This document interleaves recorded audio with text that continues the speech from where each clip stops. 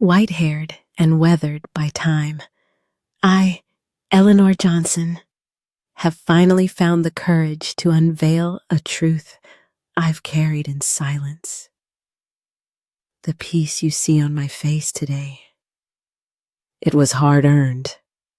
Once, the world inside me felt like a vast, empty plain, dry, cracked, barren.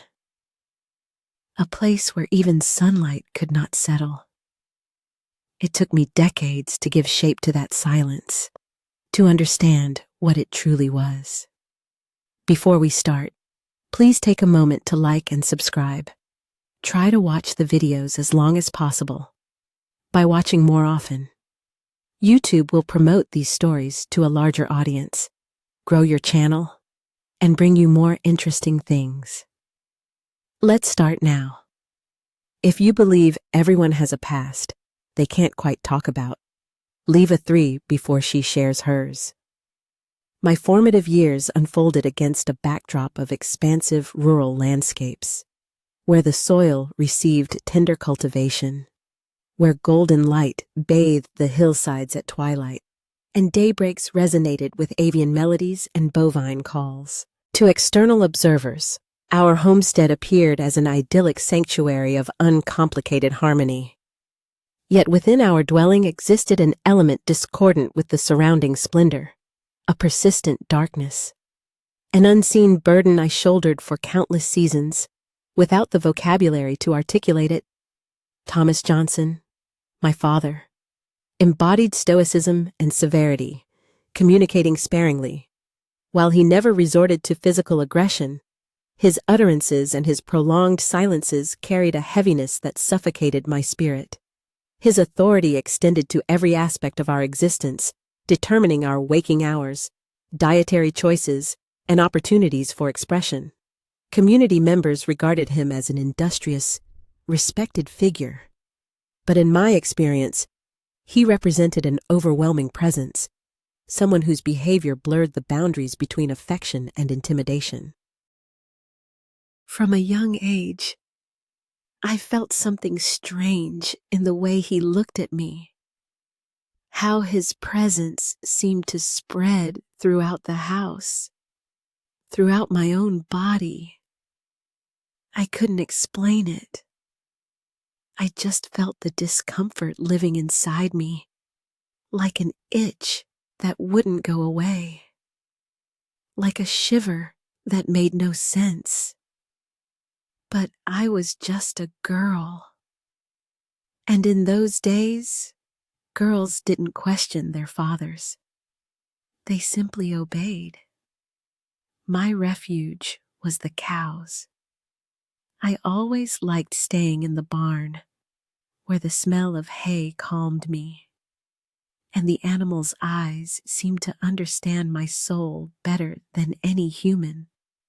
I spent hours there talking to them as if they could answer me. Among them, I felt safe, away from my father's gaze, away from the silence that suffocated me. But his shadow was never far away. It always found a way to hover over me, to remind me that I wasn't my own person. This I would only understand years later. Sunflower Ranch was a place of sounds, the wind shaking the trees, animals calling to each other. My mother, Sarah, singing softly while preparing dinner.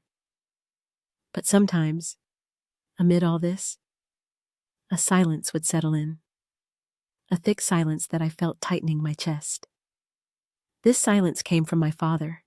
He was never a man of affection, never picked me up, never said he loved me. But there were gestures, looks, subtle touches that I couldn't decipher. I had no words to express it, but I felt something was wrong when he entered my room at night to see if I was already asleep, when his gaze lingered too long on me, when he ran his hand through my hair, and I felt a shiver that wasn't of comfort. The ranch functioned like a clock. We woke before sunrise, had coffee in silence, and went about our tasks. My mother was too busy to notice anything. To her, my father was a good man, a tireless worker. And I was just a child, and children weren't taken seriously. The first time I felt real fear, the kind that freezes your spine, was on a stormy night. Thunder cut across the sky, and I curled up in bed, squeezing my eyes shut. That's when I heard my father's heavy footsteps approaching my room. I lay motionless, pretending to sleep.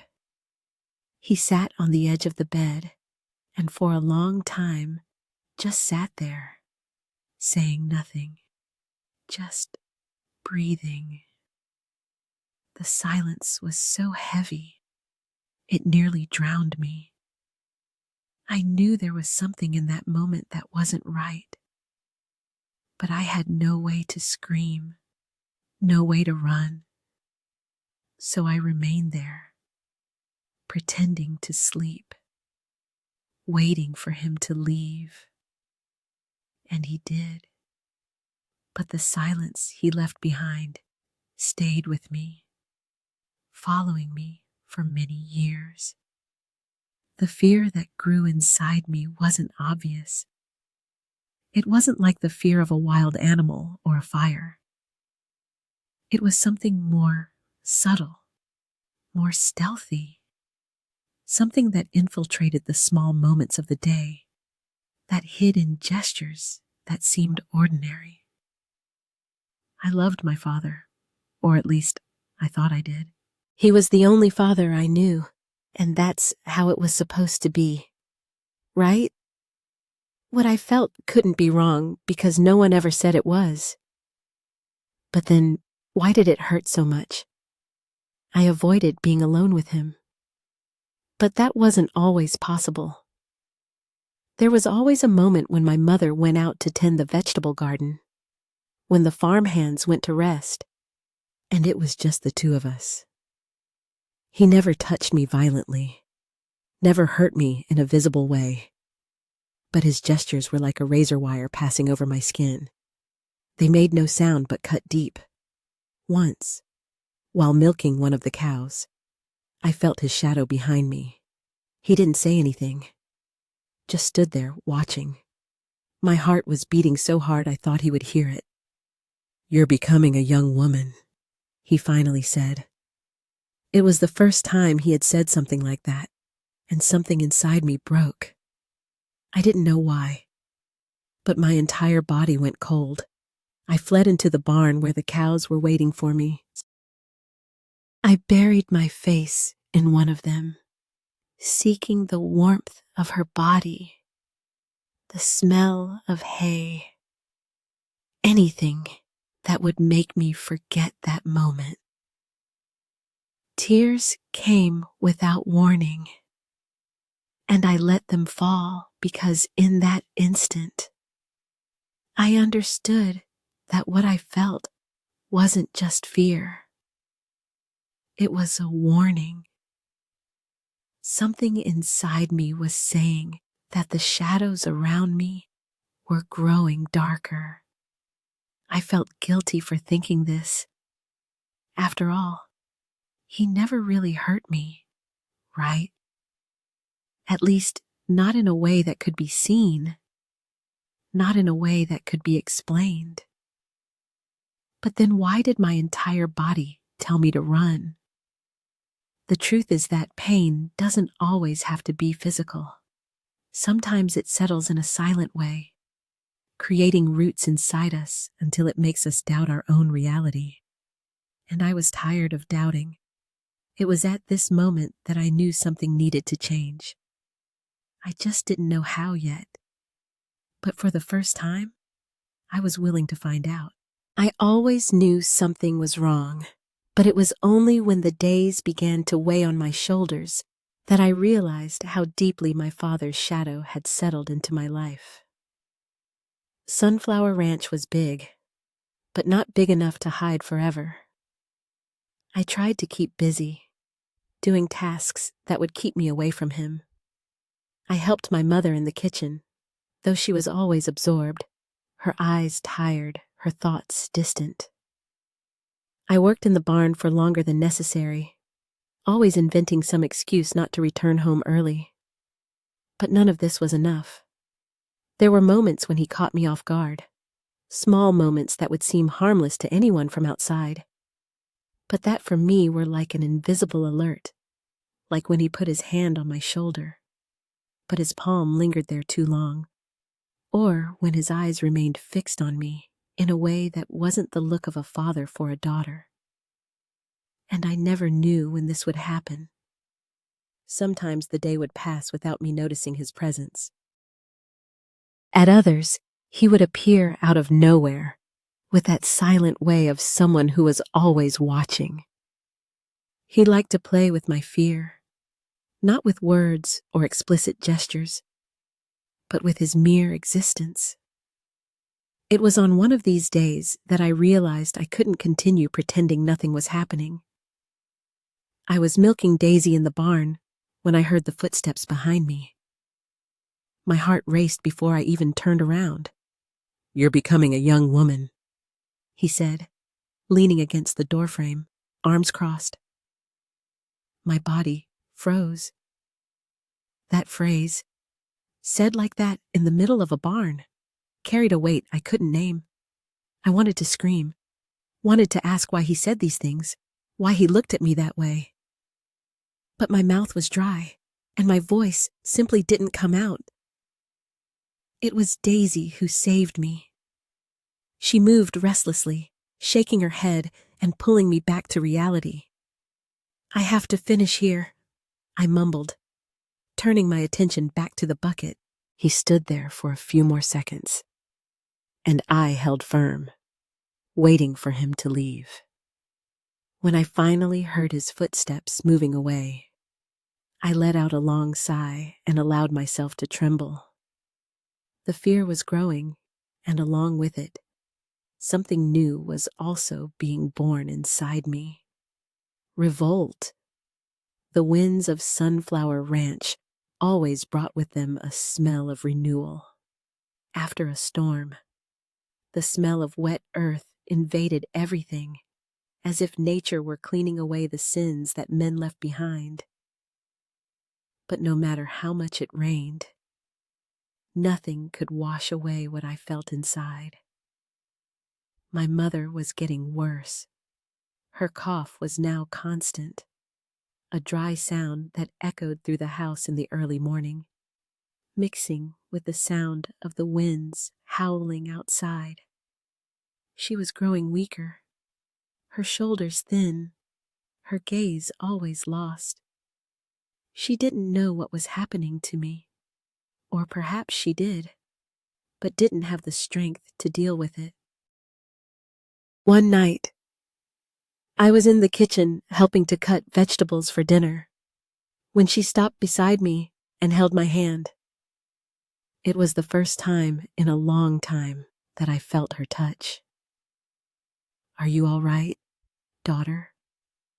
she asked, her voice hoarse, tired. I wanted so much to tell the truth, wanted so much to scream, to tell everything, to beg her to take me away from there.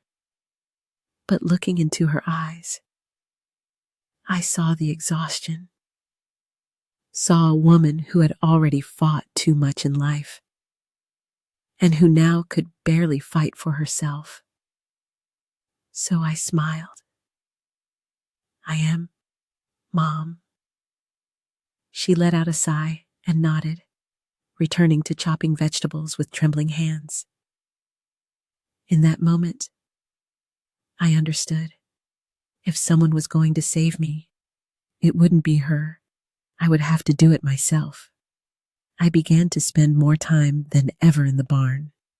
The smell of hay, the warmth of the animals, all of it made me feel that there was still something pure in the world.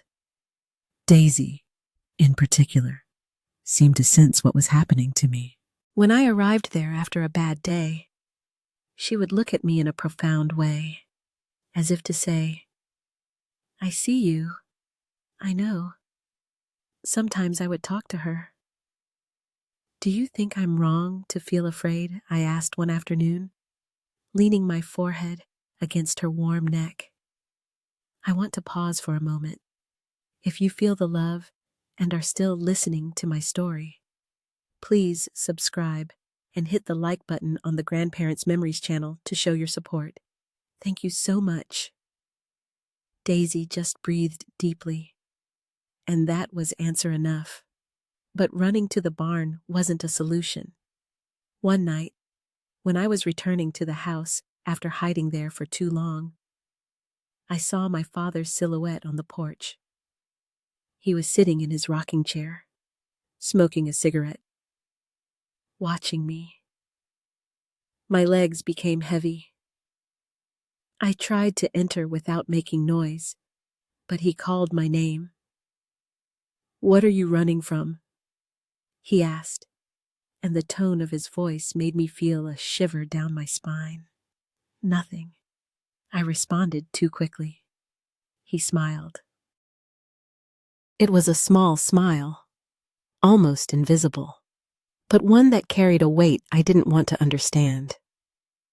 Girls who spend too much time alone end up thinking foolish things, he said, releasing the smoke slowly. "Are you sure you don't have anything to tell me?" Bile rose in my throat.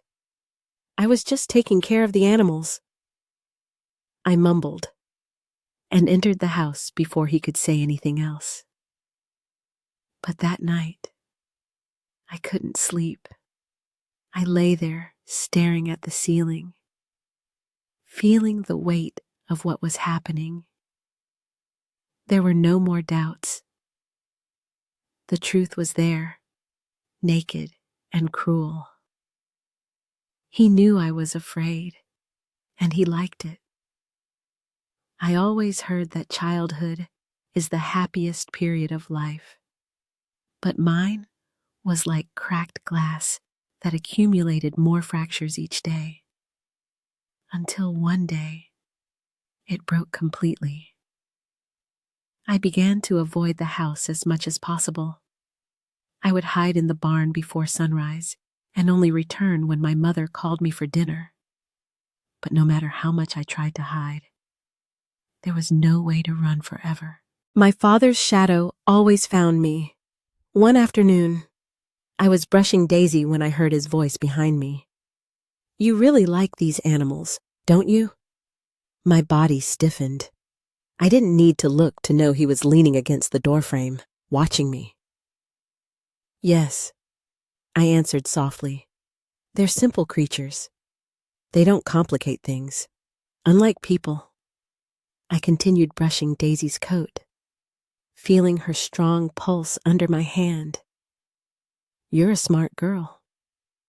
He continued with that tone that always made me want to disappear. "But you have to learn to trust your father. The world out there isn't a safe place." I wanted to say that what wasn't safe was inside my own home, but I just swallowed the words and continued. He stayed there a while longer, as if waiting for me to say something, but I didn't, and when he left, my breathing came out trembling. Daisy turned her head to me, and in that calm, dark gaze, I saw something that no one else gave me. Safety. It was there that I decided I needed to leave. It wasn't a choice. It was survival. My mother got worse. Her cough was no longer just a nighttime annoyance. Now she woke up sweating, with sunken eyes, and could barely stay on her feet throughout the day. I watched her one morning as she tried to cut an onion, and her hands were shaking so much she could barely hold the knife. "Mom?" I began hesitantly. She sighed as if she knew what I was going to say. "Eleanor, I know you want to tell me something." Her voice came out weak. "But my daughter, there are things we simply have to endure." My stomach turned. She knew. Maybe she didn't know the details. Maybe she had never seen anything concrete. But somehow, she knew. and had decided not to see. My eyes filled with tears, but I swallowed it all. I couldn't cry. I couldn't weaken. She wasn't going to save me. If I wanted to get out of that hole, it would have to be with my own legs. Later that same night, when I went to the barn, I knelt beside Daisy and buried my face in her soft coat. "I'm leaving," I whispered to her, as if I needed to say it out loud to believe it. "I need to go." The warmth of the cow against my face was the only response I received. But for me, it was enough. Courage doesn't arise suddenly. It builds slowly, like a storm forming on the horizon, and my storm was ready to break. I began to plan. I didn't know where I would go, but I knew I needed to leave. I waited for the right moment. I waited for my mother to be asleep, waited for my father to go to Oakville to take care of some business. Then I ran to the barn, grabbed a small bag with some clothes, and looked at Daisy one last time. "Thank you," I whispered, feeling the tears burning my eyes. She just chewed slowly, watching me as if she knew I was leaving. I took a deep breath and ran. My legs were trembling, my heart beating against my ribs like an erratic drum, but I didn't stop. I ran all the way to the road, and for the first time in my life, I was leaving Sunflower Ranch behind. Not as a frightened girl, but as someone who had finally understood she deserved to be free. I ran until I felt my legs could take no more, until my lungs begged for air. The dirt road stretched out before me, and each step I took seemed to take me away from everything that suffocated me. But the fear didn't leave my chest. I didn't know where I was going. I didn't have a plan, money, or anyone waiting for me. I just knew I couldn't stay there anymore. Sunflower Ranch was left behind, but my father's shadow still seemed to hover over me. His gaze, his words, his silent control. Everything was still inside me, as if he had planted invisible claws in my soul. The wind cut across my face, and the stars shone above me, indifferent to what I felt. For a moment, I wondered if I was doing the right thing. What if out there was worse? What if there was no one to help me? But then, I thought of my mother, of the way she held my hand, of the way she chose not to see me. No one would come to save me, so I kept walking. After a while, I spotted a small house in the distance. It wasn't much bigger than a shed, and a faint light shone in the window. My stomach growled with hunger, and my feet ached. So, I decided to take a chance. I knocked on the door hesitantly. An older woman opened it. She was elderly, with disheveled white hair and hard eyes accustomed to life's harshness. She analyzed me for a long time before asking, "What do you want?" Girl, I thought about lying, saying I was lost. But something inside me prevented me. "I need a place to stay." My voice came out firmer than I expected. She observed me a bit more, and then opened the door. "Come in." Her name was Martha Wilson. She lived alone on a piece of land that wasn't exactly a ranch, but still had some chickens, an old dog, and a vegetable garden. She didn't ask anything about me that night, just put a bowl of chicken soup in front of me and told me to eat. And I ate with the hunger of someone who hadn't fed themselves in years. Because in a way, that's exactly what it was. When I finished, She pointed to a mattress in the corner of the room. "You can sleep there." I lay down, and for the first time in a long time, I fell asleep without fear. The next morning, I woke to the smell of coffee and fresh bread. "Take this," she said, extending a buttermilk biscuit. I took it without hesitation, and it was only when the first bite melted in my mouth that I realized there was something new inside me. Hope. Martha didn't ask me questions until the third day. "You ran away from home," she said without beating around the bush while putting water on to boil. I stopped chewing. She looked at me over her glasses. "You don't have to tell me if you don't want to. I just want to know if you plan to go back." My heart raced. "No," I answered without hesitation. She nodded as if she already knew. "Then what are you going to do now?" That was the question I had been avoiding asking myself. I didn't know. I just knew that going back wasn't an option. Martha sighed and pointed to the yard. "If you want to stay for a while, you can help me in the vegetable garden. I can't give you much, but at least you'll have a roof and food." I looked at her, surprised. "Why?" She shrugged. "Because one day, I ran away too." My eyes widened, but she didn't say anything more. So, without saying anything either, I picked up a garden hoe and went to the yard. With each strike in the earth, with each plant I watered, I felt as if I were rebuilding something inside me. I still didn't know what I would do, but for the first time, I didn't feel completely lost. The seasons passed. Over time, I created a routine in that new life. I helped Martha in the vegetable garden, learned to make bread, began to understand how life worked away from Sunflower Ranch, away from my father.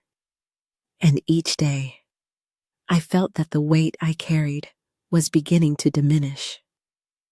But the past doesn't disappear so easily. One afternoon, while returning from the farmer's market where Martha sold vegetables, I saw a man on the road. My heart stopped. It was my father. He was thinner, more aged. But those eyes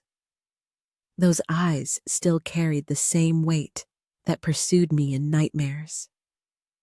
I froze. He saw me and smiled. "Eleanor." My body wanted to run. My legs wanted to take me far away. But this time, I didn't give in to fear. I took a deep breath and forced myself to look at him. "What do you want?" I asked with a firmness I never thought I would have. He tilted his head, surprised. "You ran away, but you can't run forever." The anger inside me bubbled up. "I'm not running." My voice didn't tremble. "I'm living." His smile disappeared. "Your mother is sick." My heart ached, but not enough to make me go back. He realized it. "You're going to leave me alone to take care of her." That was his manipulation. It always had been. But I was no longer that frightened girl. "You never took care of anyone." My voice came out cold. "I'm never going back." We stared at each other for what seemed like an eternity. Then he walked away. And when he disappeared over the horizon, I realized something. I had won. Not with shouts, not with fighting, but simply by being free. I didn't go back home. I didn't go see my mother. I didn't go find out if my father was still looking for me. Deep down, a part of me wanted to see her, wanted to know if she was okay.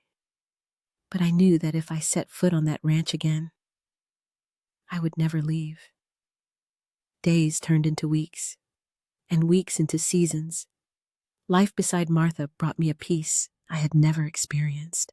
For the first time, I felt that my body belonged to me. There were no heavy gazes pursuing me, no suffocating silences swallowing me, but there was still something inside me that needed to be resolved. Although the passing days remained constant, an internal shift had occurred within me. A newfound lightness permeated my being, anchoring me in the present moment. Smiles came more readily, and my laughter, genuine and uninhibited, emerged without concern for who might hear. For the initial time in memory, existence presented itself as something precious to experience. The scars remained, and always would. But I'd discovered their true significance, not as symbols of vulnerability, but as evidence of triumphs in personal battles. And triumph I had. Following 2 years since my departure, I found myself seated on Martha's veranda, observing the sun's descent. The gentle late-day breeze brushed against my skin, bringing with it a serenity I hadn't experienced in countless seasons. Employment at Sunflower County Library provided me with modest but meaningful independence. I accumulated savings while envisioning possibilities previously unimaginable. Though imperfect, this life belonged uniquely to me, a sufficiency I cherished. Gazing toward the distant horizon, my thoughts drifted to my former self, that frightened child seeking refuge in the barn, fleeing from incomprehensible threats. Could I speak to her now, I would assure her of her eventual survival and victory. That courage, rather than fear, would ultimately define her journey as she emerged from darkness into light. A private smile formed as I briefly closed my eyes, absorbing the sound of wind traversing through surrounding trees. I had chosen liberation, never once glancing backward. If my narrative resonated with you, please share its impact. Leave your thoughts in the comments below. Pass this story to someone who might benefit from hearing it, and consider subscribing to our channel for additional inspiring and transformative accounts. Your continued engagement is deeply valued. Dear esteemed guests and dear friends, I am Eleanor Johnson, with silver white hair and the wrinkles of time, and I would like to express my deepest gratitude to all of you for taking the time to listen to my life story. Every moment you share with me is a priceless gift that I truly cherish. My life, from a frightened little girl hiding in a barn to the free woman I am today, is not just a story of pain, but a testament to the power of hope and courage. I want to share with you this message. No matter how overwhelming the darkness may seem, light will always exist if we are brave enough to seek it. No one has the right to take away our worth and dignity. Sometimes, the hardest step is the first one toward freedom. I believe that each of us carries our own wounds, but it is those very wounds that teach us how to love, how to empathize, and how to live a fuller life. Do not let pain define you. Let it be the stepping stone that leads you to a better place. I would like to extend a special thanks to the founder of the Grandparents Memories channel for inviting me to share my story. Through your vision and dedication, stories like mine have the chance to be heard and to reach the hearts of those who need them most. If my story has touched your heart, please consider subscribing to Grandparents Memories and leaving a like on this video. Every subscription, every like, is a motivation for us to continue sharing meaningful stories and valuable lessons from past generations. Please stay tuned for more stories on our channel, a place where the past is told not only to be remembered, but to be learned from and to inspire growth. Every memory is a gift, and we wish to share these gifts with all of you. Once again, thank you for listening. I am Eleanor Johnson, and this is my story.